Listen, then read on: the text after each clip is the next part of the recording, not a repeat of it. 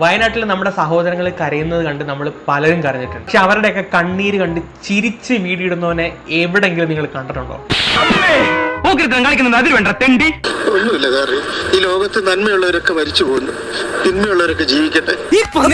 മലയാളികൾക്ക് അപമാനമായിട്ട് നിന്റെയൊക്കെ വീട്ടിലാണ് ഇതുപോലെ സംഭവിക്കുന്നെങ്കിൽ അപ്പോഴും മൊബൈൽ പിടിച്ച് കൊലപ്പിച്ചോണ്ടിരിക്കോ? പല ടൈപ്പ് ആൾക്കാരെയും കണ്ടിട്ടുണ്ട്. പക്ഷെ ഇജാതി ഒരു അപരാധത്തിന്റെ ജീവിതത്തിൽ ആദ്യമായിട്ടാണ് കാണുന്നത്. പാർവതി, ഇവൻ എന്റെ കൈ കൊണ്ട് തന്നെ ചാകുന്ന ലക്ഷണമാണ്.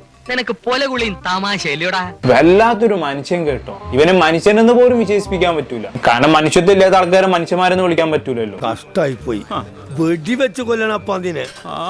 ഞാൻ ആദ്യം വിചാരിച്ചു ഇവൻ അണ്ടർ ഏജിൽപ്പെട്ട ഒരു പയ്യനാണെന്ന് വിചാരിച്ചു. പക്ഷെ ഈ പൂക്കാവടി മോന് 29 വയസ്സുണ്ട്.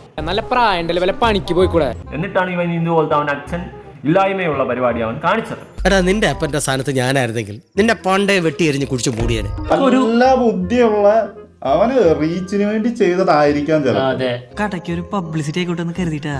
ഭയങ്കര പബ്ലിസിറ്റി ആയിട്ടാ. ഇപ്പൊ അതാ പോലീസ് കേസ് എടുത്തിട്ടുണ്ട്. സൈബർ സെല്ല് കേസ് എടുത്തിട്ടുണ്ട്. ഞാൻ പെട്ടു ഇല്ലേ?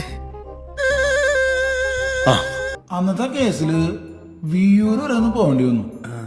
ആള് മുങ്ങിയിട്ടുണ്ടാവുന്ന കാര്യത്തിൽ തർക്കമൊന്നുമില്ല. ഇനിയിപ്പോ സോഷ്യൽ മീഡിയയിലുള്ള വീഡിയോസ് ഡിലീറ്റ് ചെയ്തുകൊണ്ടോ ഒന്നും കാര്യമില്ല. കാരണം തന്തയില്ലാത്ത തെമ്മാടിത്തരം കാണിച്ചുകൊണ്ട് അത് ഡിലീറ്റ് ചെയ്ത് കളഞ്ഞിട്ട് എന്ത് കാര്യം?